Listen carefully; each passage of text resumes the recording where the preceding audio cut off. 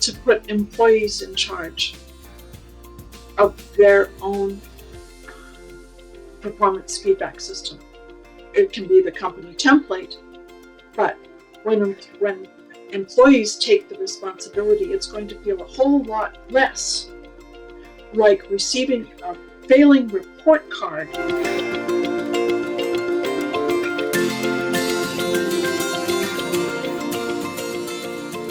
Have you ever considered how enthusiasm impacts your leadership? This is my conversation with Donna Dahl, where we talk about exactly that, the impact of leading with enthusiasm. In 2022, Donna was named in the top 20 empowerment coaches in the world. She's the author of Lessons I Learned from the Tortoise, a 5-star rated book designed to challenge people to consider mindful change. As a leader, are you mindful of the presence of your enthusiasm and how it impacts on your leadership? If you answered no, like I did, this episode is for you. This is the Cultural Leadership Podcast. I'm Brendan Rogers. Sit back and enjoy my conversation with Donna. What got you into this sort of topic of enthusiasm? I think that there are a number of variables that impact upon our performance, that impact upon our decisions, and that we don't necessarily acknowledge them or give them regard. I call them unquantifiables because we don't measure them. We can sense that they're present, but we don't necessarily give them measurement. So, for instance, if someone is upset, we can simply say that they're upset. We don't necessarily say, they were upset on a scale of 1 to 10. It was a 7.5.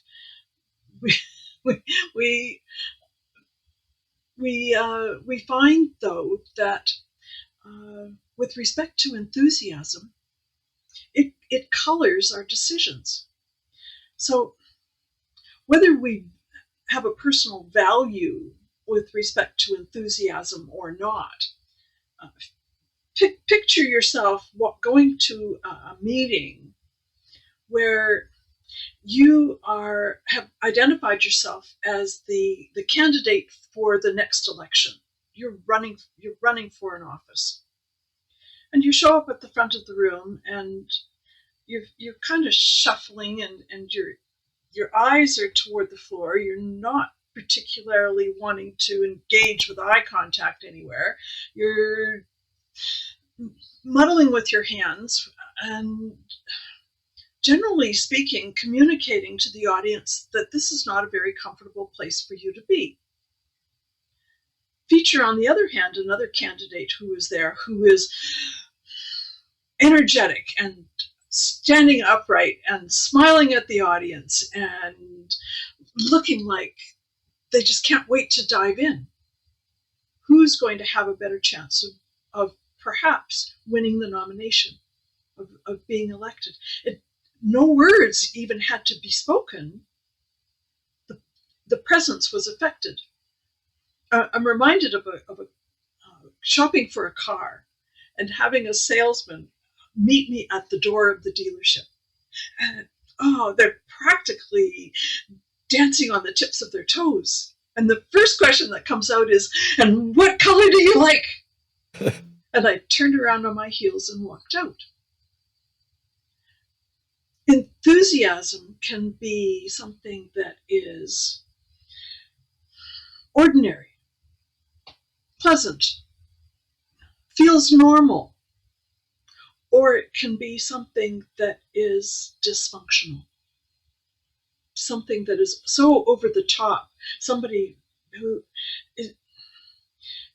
If we take about the tortoise and the hare, I wrote the book, The Lessons I Learned from the Tortoise. So if we think about the hare coming into the forest and saying to the hare, I'm the fastest in the forest, and bragging about it every day, I think that the tortoise ended up becoming a reluctantly enthusiastic individual because he chose to challenge the hare to the race and must have known full well that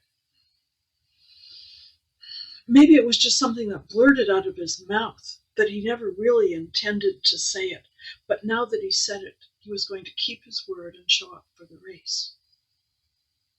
So we can have reluctant enthusiasm, a sort of a mid-range bell curve kind of enthusiasm, and an over-the-top kind of enthusiasm. And I think as a society, as a population, as a culture, we have expectations about each of those depending on the environment, depending on the situation. You talked about, you used that word quantifiables. What's the quantifiable, or what's the measure around that example you gave where the salesperson was, let's say, overly enthusiastic or inauthentically enthusiastic? What's the gauge meter of that? I think it's personal. I think that you bring your experience to the situation. Someone else might have found it to be super welcoming, wanting to please the individual and engage in going after what's this all about. And so to say how I regard enthusiasm, or how I value it, or how I quantify it, will, I'm sure, not be the same as it is for you.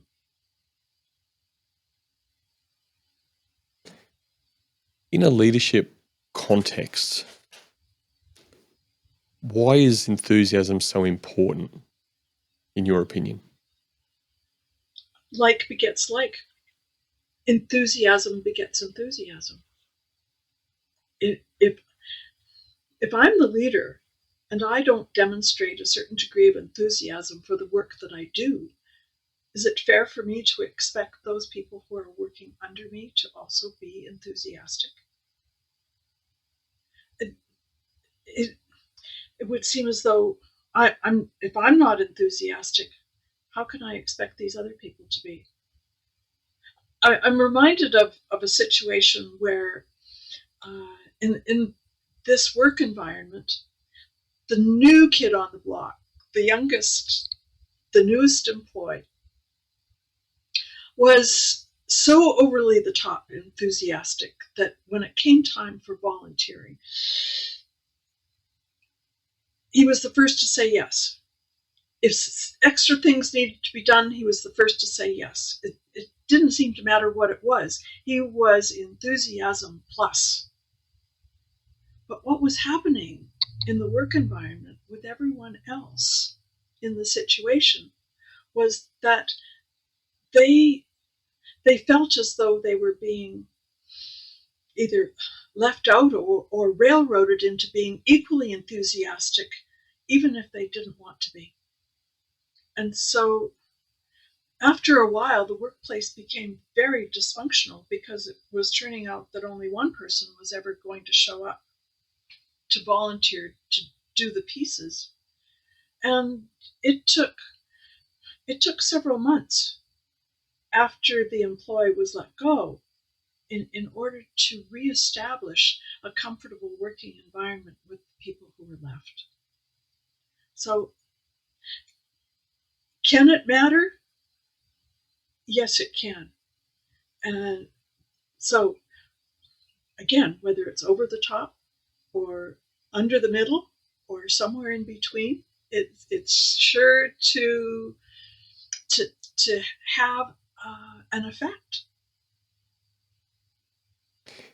Once again, the example you gave of that person, that individual, is that if you've got somebody who's very enthusiastic and volunteering for things and all of that sort of stuff, is that a value misalignment in that the rest of the team just don't share that level of enthusiasm? They still may be enthusiastic to some level, but sharing that extreme level of enthusiasm, can I say? I think there's a role for leaders to play with respect to monitoring enthusiasm that comes from being able to have private one-on-one conversations with everyone involved so that it's possible to explore individually, what are you enthusiastic about? What would you particularly enjoy doing? Is there something that you have been wanting to contribute that hasn't sort of come about or evolved just yet that maybe we might be able to bring into being? So that when we respect each person on the team, each person on the staff, and give them a chance to shine in their own right, then it can move things away from ego or from trying to overcompensate with a self-indulgent kind of enthusiasm, and bring things into harmony. Because I think that's the role of the leader, is to create that harmony, and as well to create a space to achieve, along with the appropriate recognition and reward. Donna, is enthusiasm just another word for passion? I think in the sense that we talk about passion, we talk about aligning that with purpose. That we may be passionate about doing something, but that passion usually stays in a lane. If we're passionate about feeding the hungry, or if we're passionate about making a difference with respect to climate change, or whatever issue we have, could it be a passion for the company, perhaps? Yes, but even so, as the leader, I would want that person's passion to be molded, directed, supported appropriately, so that leadership has the ability to manage, as opposed to being managed by the enthusiasm. So with that said, can you be passionate about something but not enthusiastic? Oh, I think so. Can you That's give a us an great example? question. Yeah, so it just because you have a passion about something doesn't necessarily mean that you're going to let it show on the outside. There are those of us who just love to wear our labels on the outside, and it doesn't matter whether it's the right label for athletic wear or fashion wear. We'll choose the label. But there are others who would prefer, for instance, to practice something like philanthropy without having their name attached to the gift.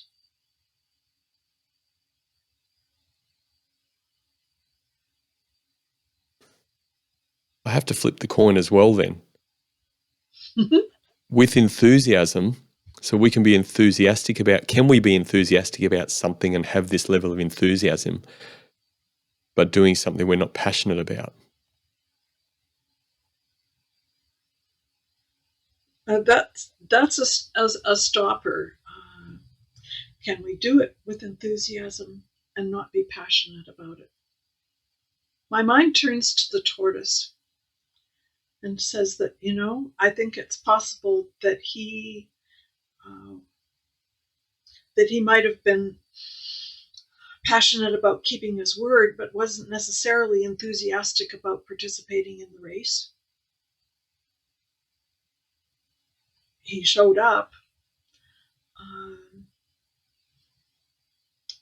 I think that sometimes we can mistake. I think sometimes enthusiasm is disguised as something else. If I take, for example, somebody who shows up for work every day 10 minutes early, every day, 10 minutes early, like clockwork. And to the leadership, it feels so good to have somebody always consistently being a person who arrives on time. or before the hour. But is that coming to work early an expression of enthusiasm? If you ask that person, it might be that, well, my ride comes to pick me up every morning, and that's the time that I'm going to be there every day just because that's the way my transportation works. It has nothing to do with enthusiasm. Such great examples, and it's an absolutely fascinating topic for me, which is why I wanted to have you on. If we think about what you've just said, how does a leader leading a team get a handle on genuine enthusiasm of somebody within their team? Well, as I said, as a leader myself, I would want to have one-on-one conversations with each person to find out how they feel that they are a valuable member of the team, how they feel that they are making a contribution. Is there an area that we have been overlooking in terms of their personal skill set? I think of somebody who has brought perhaps a former career of graphic arts to the position, but that talent has not been utilized in terms of developing marketing materials for a particular program that's going to be launched. And how sad. Perhaps if that person would like to make that contribution, let's make it happen. Let's be a part of the solution moving forward. Why? Don't we want to have employees that are loyal? Don't we want to have employees that are satisfied, that are feeling like they can achieve something and be rewarded and recognized and acknowledged for what they do? If we do not identify each person and the value that they bring to the company, how can we expect them to stay with the company?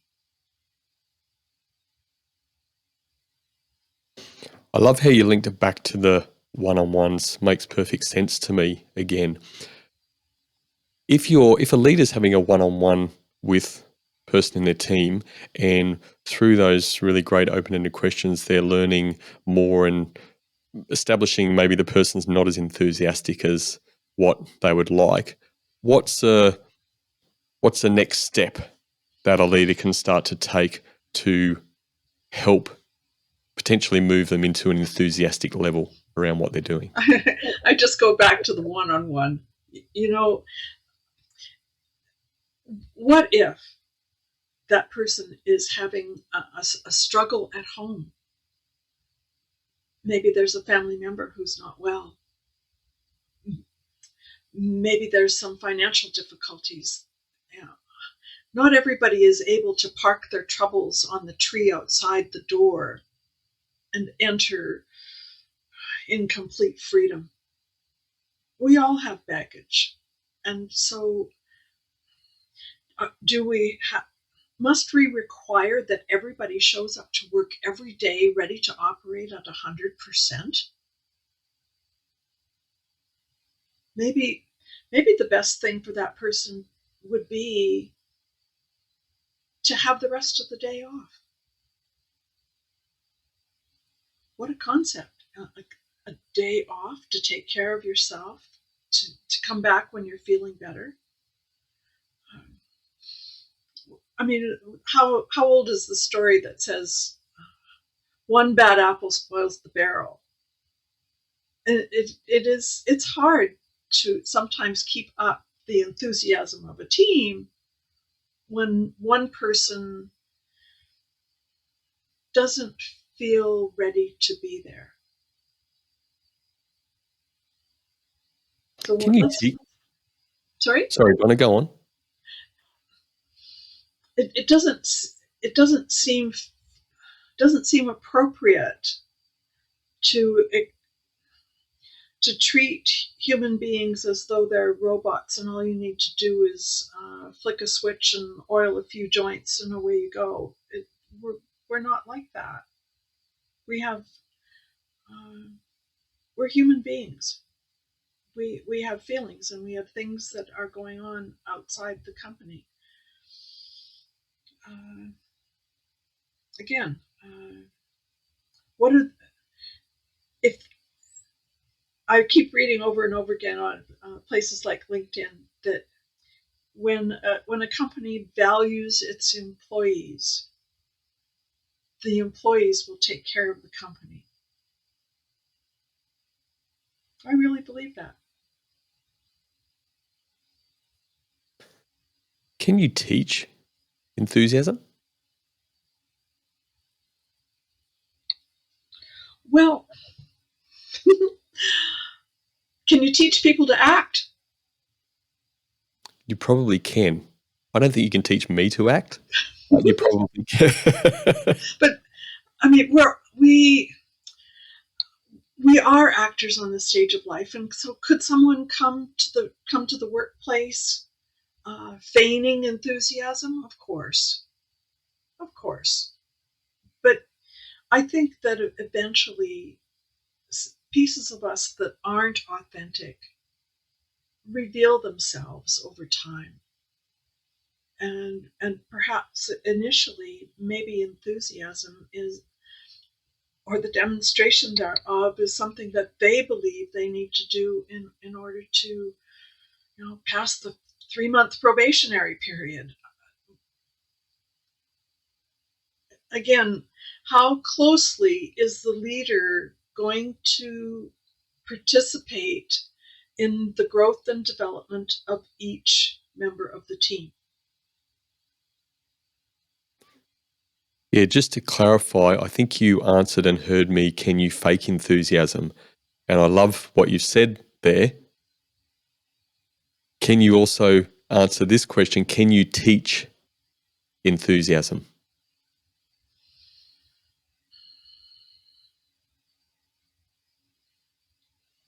I wouldn't be afraid to give it a try, Brendan. But I would want to add a codicil that when displaying enthusiasm, it should reflect something authentic about you. Whether you're enthusiastic about participation or whether you're enthusiastic about camaraderie or some, I would like to think that everybody's been enthusiastic about something somewhere along the way. Whether it's learning how to ride your new 2-wheeled bike, or whether it's making a trip to the store for an ice cream cone. That I think we've all experienced enthusiasm, but at different levels, in different environments. If you got alignment of enthusiasm within a team in an organization that a leader's leading, what impact does that have in a workplace environment? Well, I like the question. I think that homogeneity could be of assistance at times and might be a nuisance, a problem at other times.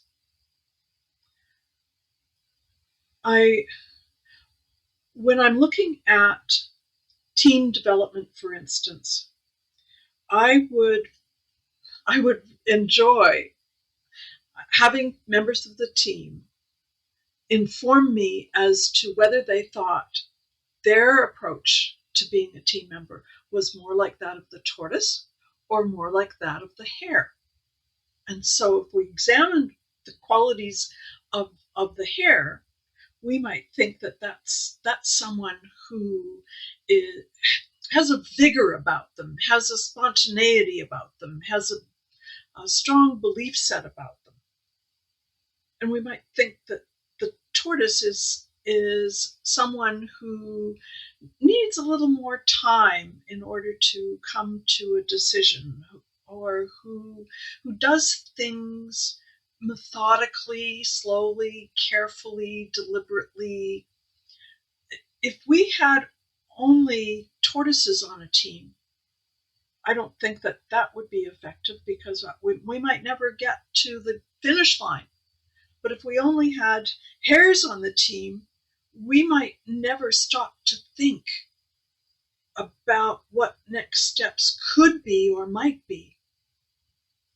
And so while there are lots of tools out there to measure different personality types on different teams and so on, I'm saying I'm not sure that we could do better necessarily than examining our way of being in relation to the tortoise and the hare, and how those two components can complement each other when it comes to getting the job done.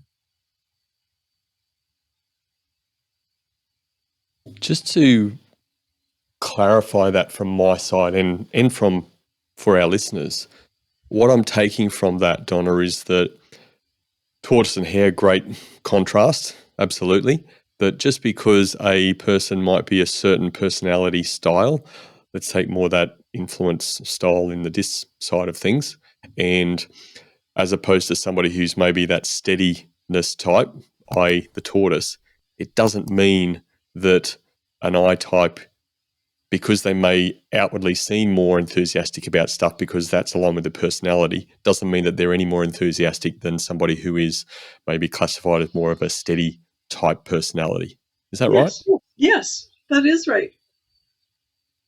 That if we take a look at one aspect that comes out of using the Myers-Briggs as a personality sort of assessment, I'm reminded of people over the years who have said to me,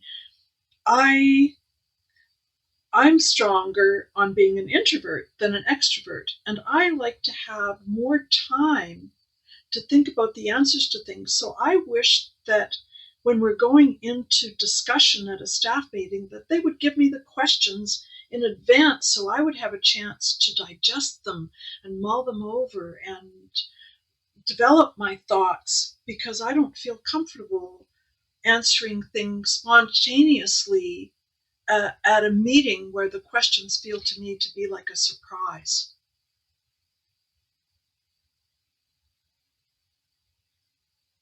Donna, hopefully I get this right. My read on you is that you're a more of a quantifiable sort of person. If that's the case, what has got you so enthusiastic about enthusiasm when it's so unquantifiable?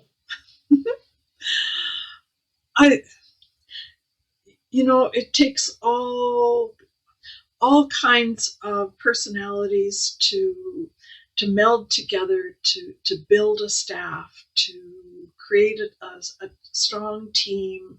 And sometimes it isn't the skill level that makes the difference. Sometimes it's the enthusiasm that makes the difference. Sometimes it isn't the fact that you got straight A's in your final year in university, but maybe it's the fact that you seem to be able to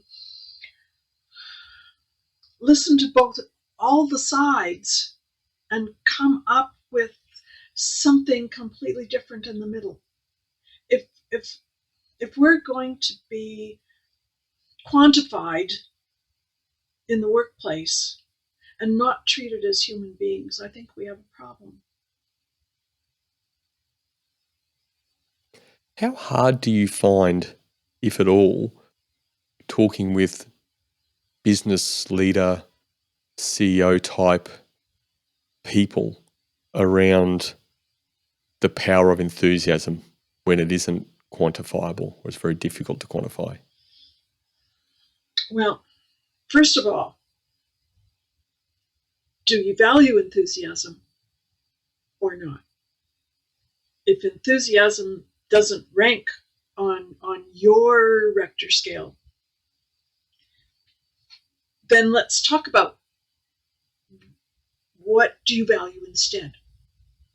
And if enthusiasm shows up, how do you deal with that? Because it may not necessarily be aligned with what you value. So the values of the CEO, the person in charge, the values as identified through mission statements, vision statements for the company, the values that the individual brings to the work site. And in this day and age, new hires are more and more paying attention to how their own value system matches with the values that the company has identified as being its core values. So values is the place to start, not necessarily the enthusiasm plus minus or otherwise. Nonetheless, if the CEO isn't enthusiastic about his own company, how does he replace his enthusiasm in order to create energy in his workforce? How does he? How does he? He will have to explore, or she for that matter, explore what are the talents that are being utilized, what are the talents that are being underutilized, what are the talents that are needed in order to successfully keep a company, to sustain and retain all those things from the past, to be in the present and be able to generate a positive ROI, as well as looking toward the future and how that is going to need to play out in order to create that sort of three-legged stool that has balance in all directions, past, present, and future. We're reminded also of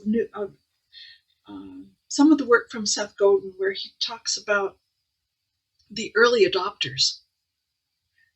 You know, enthusiasm can show up with early adopters.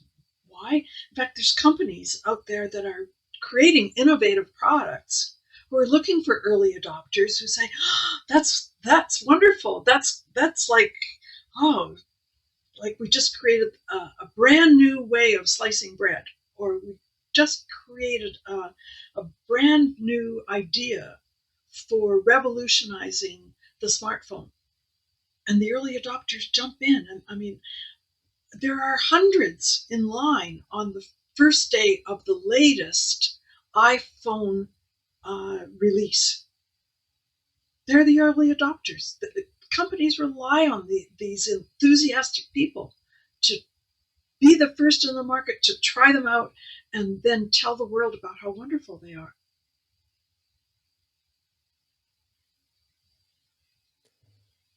Once again, a great example.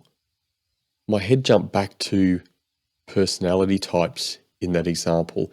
Is there a personality type that is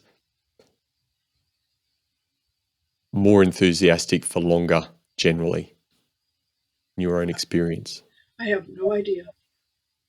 I have absolutely no idea. I'm not sure I could even Neither link do that I, Donna. I You. don't know how I would link that to personality, because I think we're all motivated by something, whether we're motivated by a larger paycheck, or we're motivated to have more freedom, if we're motivated to be the first.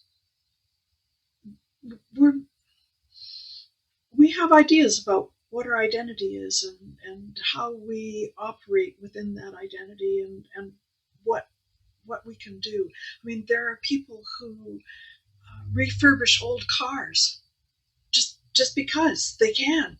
They have the knowledge, the skills, the time, the talent to do that.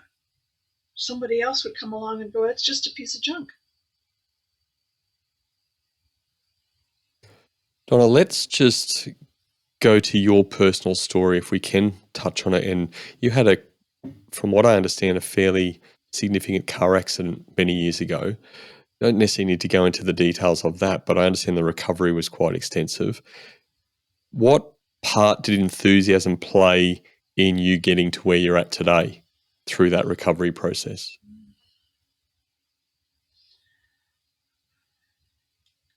Good question, Brendan. My belief in myself was first and foremost. Committing to take action aligned with that belief was integral. And not to mention the unwavering belief that my husband had in helping me to gain back what I had seemingly lost, but I have worked very hard to regain. Work with respect to speech, with respect to memory, and so on has enabled me to take steps forward, and I suppose in some ways reinvent myself, but still be able to build on my background in psychology, in neurolinguistics, in mediation, in journalism, and in writing, so that I've made progress every single year that I've been coaching, and that I've now written 6 books in the realm of self-empowerment, and I think that having gone through that journey has helped me to be even more compassionate than I might have ever been about not necessarily expecting everybody to work at 100% every single day. It just doesn't happen. What's driving your enthusiasm today, in the present day? Because I can.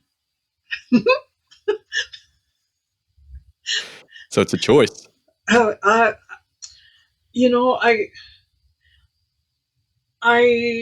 could just shut down my computer and say goodbye world, and that would be that. But the day that one of my friends, we were at a conference, and he says, I'd like you to meet another friend of mine. And he introduced me as a coach's coach.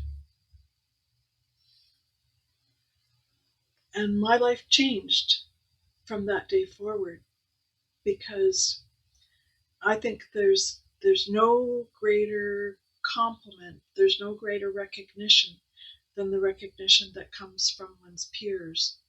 And the awards that I have been given, the feedback that I continue to receive from the work that I do, keeps me here at my computer, coaching and continuing to write.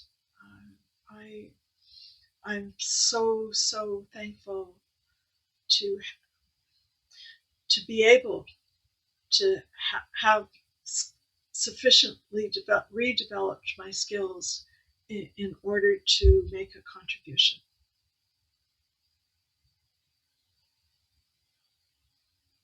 And with all of that, can you just give us an example of what a success story looks like in your journey of serving people, helping people? When I think about success with respect to my clients, their success is what they are seeking. It's not what I decide. It's when they reach where they wanted to reach, when they achieve what they wanted to achieve. It's not up to me. One of my first questions in coaching is, how do you hope that what the work we do together is going to make a difference for you? What changes are you seeking? Because it's all about them, it's not about me. And because I'm able to use my system in a very individualized way, I think it makes all the difference. I can say that in 17 years of coaching, I have a 100% success rate.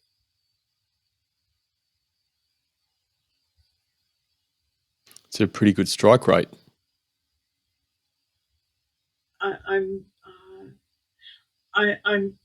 I'm humbled and honored to have been chosen by the various clients that I've had, that I still have, to have had the opportunity to work with them. It's very rewarding. Donna, you're a very steady type person, really pleasant personality. Have you ever been mistaken for not being enthusiastic? Oh, yes.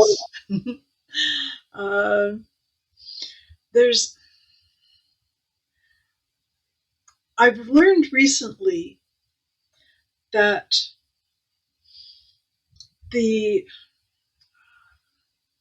use of the smile is something that was not necessarily revered or regarded as positive until several hundred years ago.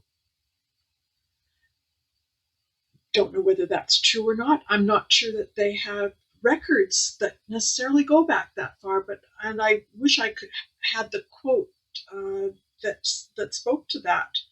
So, but to think that at some point in the evolution of humans, that the smile was not relevant.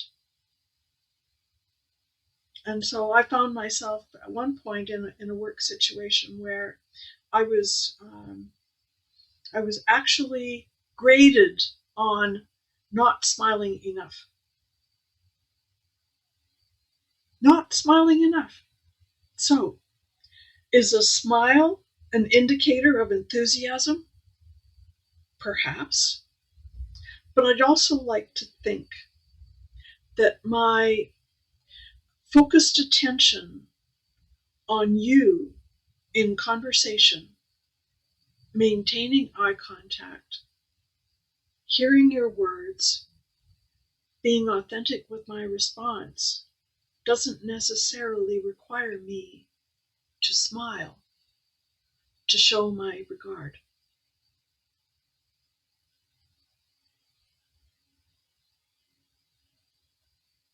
It would seem like a normal interview process for me to have asked you more at the top of the show, can you define enthusiasm?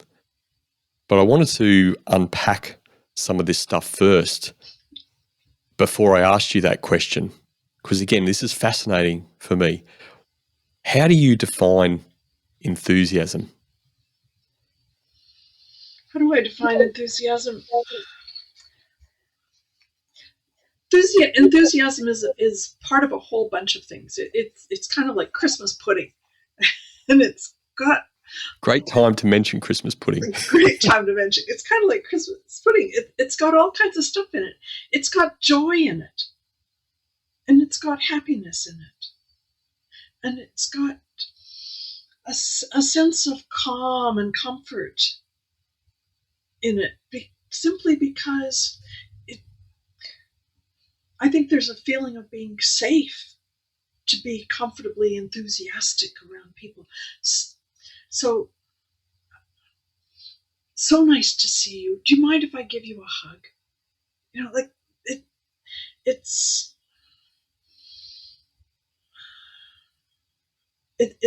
something that we want to feel when we're in the company of others. It's the opposite of feeling rejected. So when someone reaches out and warmly takes your hand in theirs, and maybe even places a hand on top, there's a level of enthusiasm that's demonstrated without having said a word.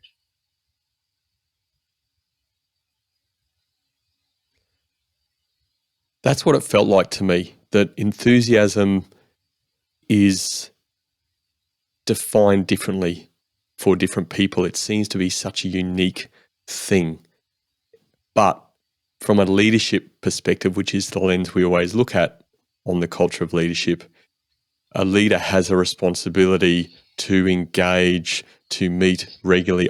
You drummed in on, and I was hoping you would drum in the one-on-one process, which is exactly what you did. The importance of spending that quality time with each other, understanding that then you can get a read on what enthusiasm means to that person. Is that fair to say?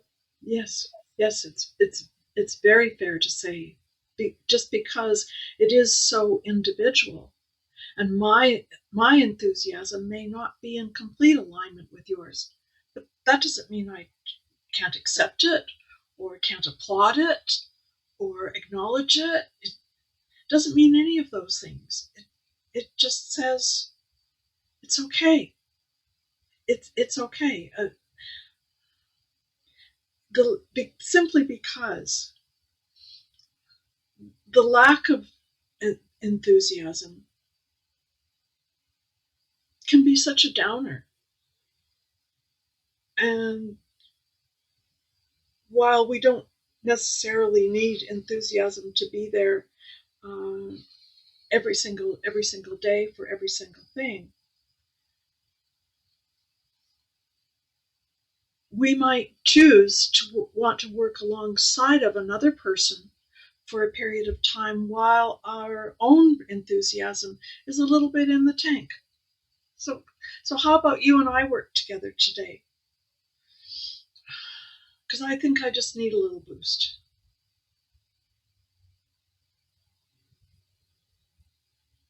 If I'm a person who has a discernment streak, critiquing streak, if you wanted to call it that, can be seen as a little bit negative around things, maybe devil's advocate type. Just because I do that, does that mean I'm unenthusiastic about something? I wouldn't even park it in the same category. I mean, performance culture is one thing. There's a lot of contention these days about whether or not people who are employed should be evaluated or have performance reviews. But I think that there's a way around all of that. Something that I picked up from my travels, where I go. In one country where we visited, people who access medical care keep their own charts, keep their own records, keep their own documentation with respect to their care. They're responsible for looking after that themselves. Very different system than one where the medical authority retains the records. So what if I took that example and said,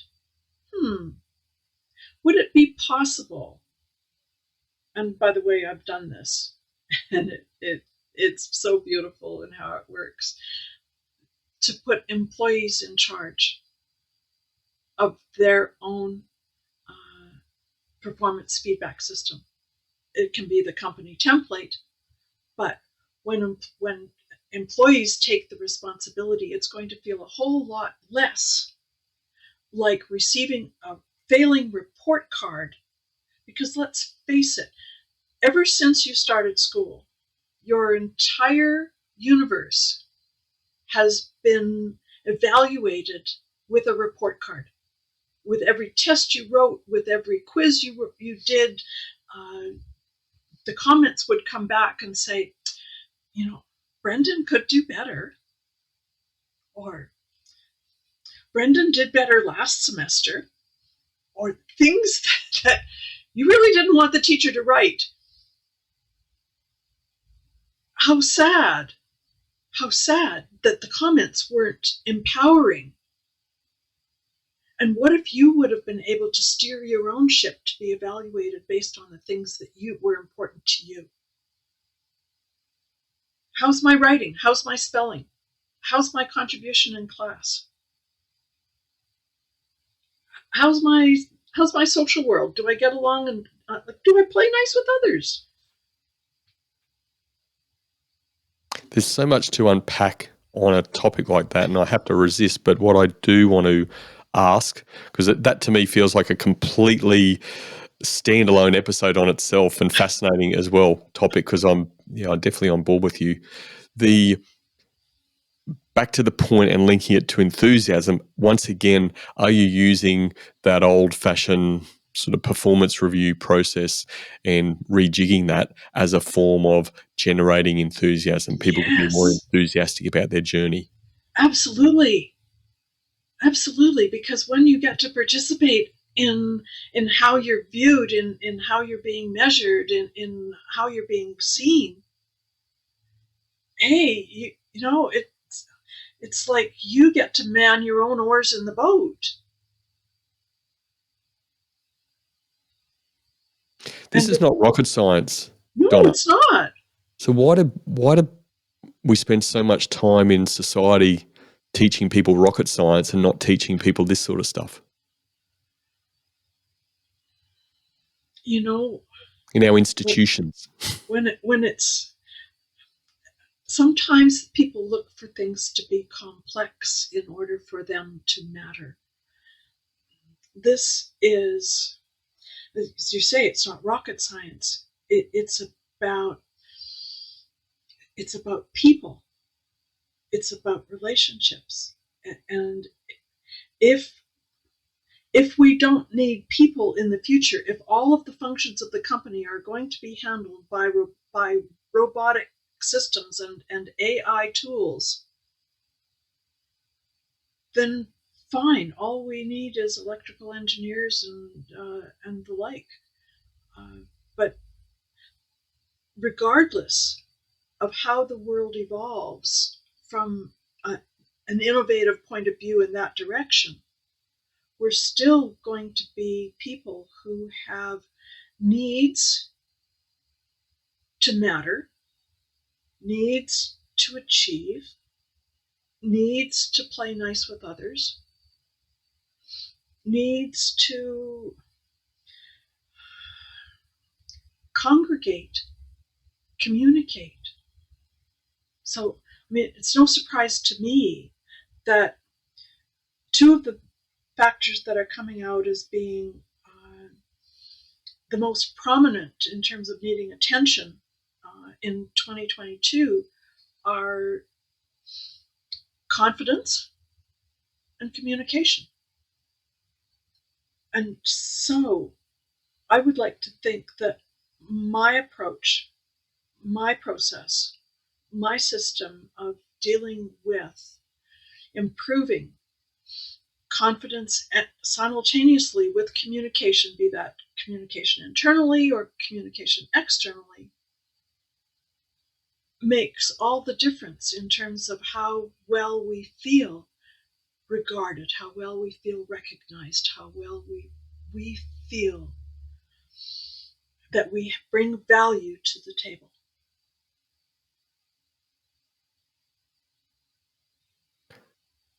A direct closed question, not always the best for interviews, but is enthusiasm a fundamental requirement for high-performing teams, high-performing leaders, high-performing people in whatever they're doing?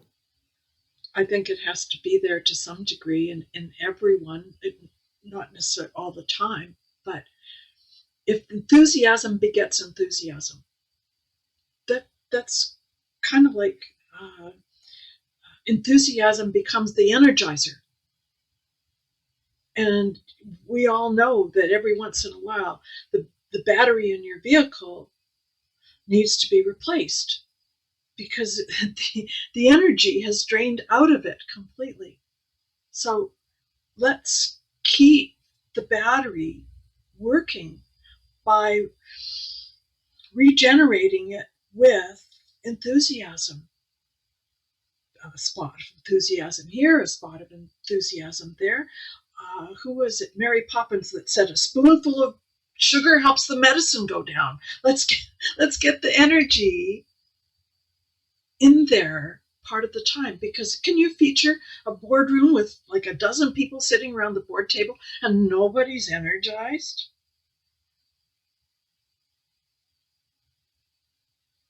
Not the greatest looking boardroom, I'd imagine. I know, Donna, through some of the research I did on you, I think you said something like, you're not a person who gives advice. I can't remember what you said on the back of that, but I'm going to ask you to give some advice, if you can indulge me and the listeners and watchers.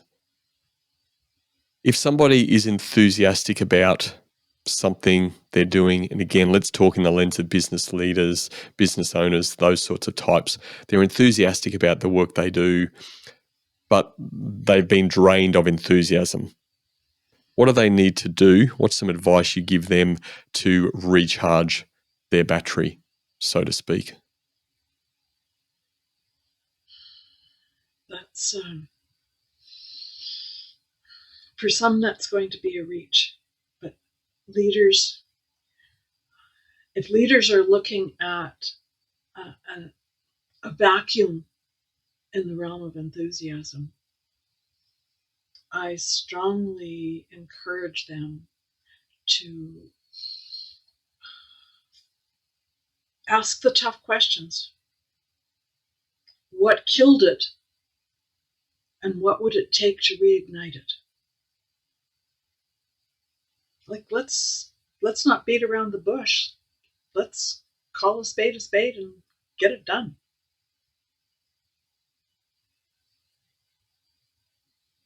What you just answered remind me of, it's not that you give advice, it's that you challenge. And that's exactly what you've done with those two questions. Fantastic. Love it. Can I ask about a mantra that I also read about you? It's your mantra, or a mantra that you use: challenges inspire us to take giant steps long before we might ever become giants. What does that mean to you in the context of enthusiasm?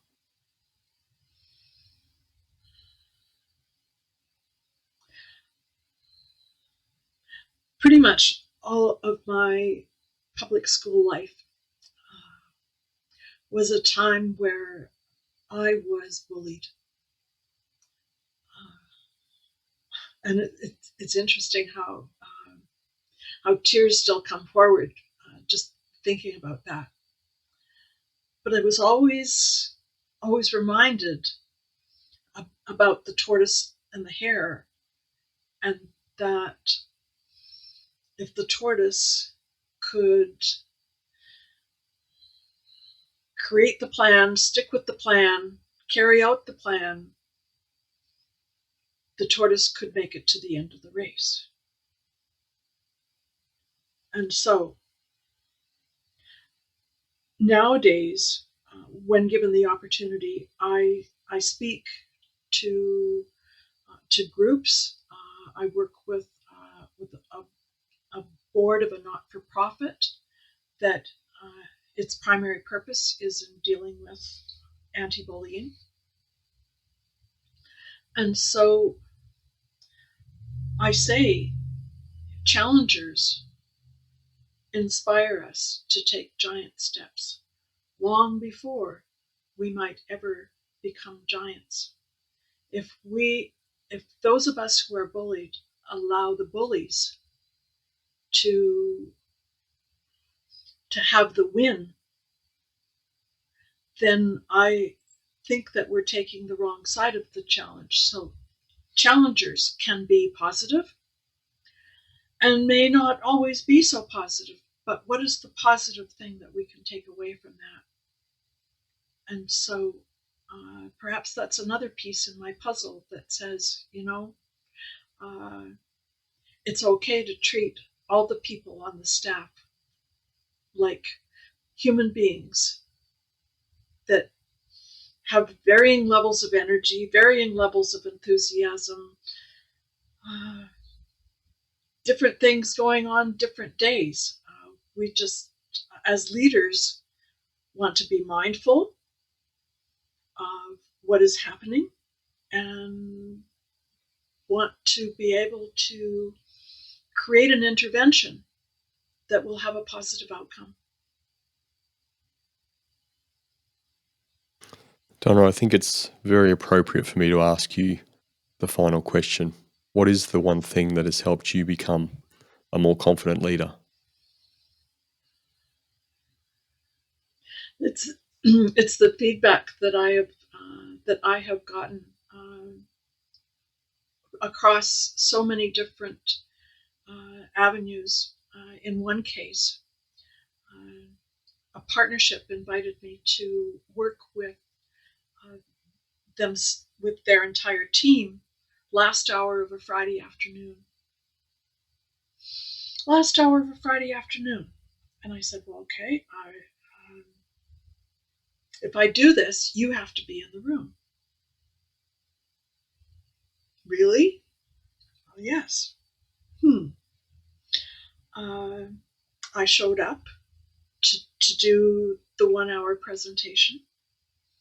And one of the partners said to me, where's your PowerPoint? And I said, I didn't bring one. Oh, well, we always have somebody have a PowerPoint. I didn't bring one. We'll have to work without it. So we spent the next hour together. I waited a month. And then finally, at the end of the second month, I got a note back that said, thank you, Donna. We've just had 2 consecutive record months of sales, and I've had to hire 5 additional staff. It's feedback like that, Brendan, that attracts me to stay in this forum. My husband threatens that people shouldn't be allowed to go and have coffee with me. They should have to pay for a coaching session prior to the coffee date because change is sure to take place.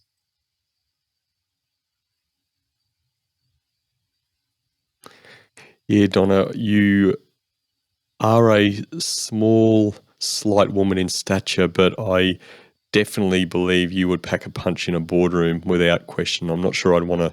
I think you'd be you are a fantastic coach to so many. Thank you very much for sharing what you've shared today and unpacking this very, very interesting topic around enthusiasm, how that relates to leaders. You have a great wiseness and calmness around you, which I love and I so appreciate. And I appreciate you being such a fantastic guest on the Culture of Leadership today. Thank you so much for inviting me, Brandon. My pleasure. Absolute pleasure.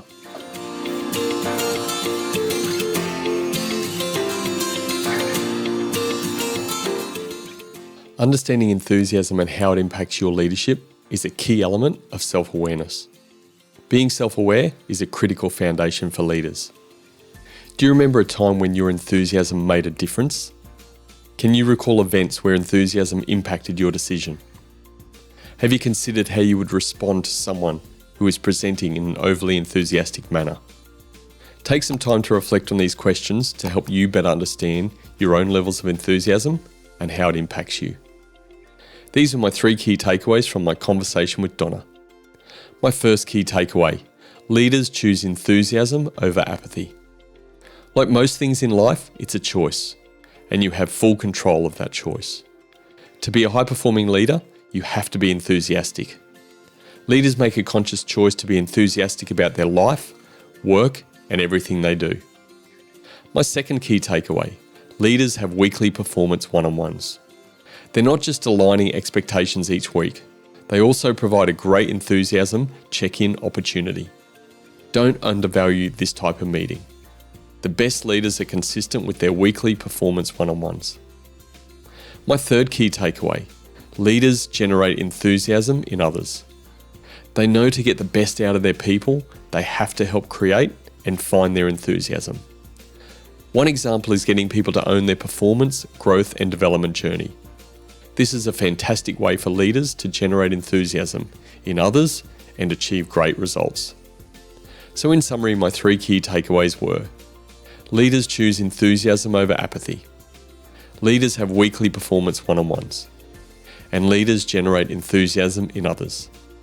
What were your key takeaways from the episode? You can let me know at thecultureofleadership.com, on YouTube, or via our socials. Thanks for joining me, and remember, the best outcome is on the other side of a genuine conversation.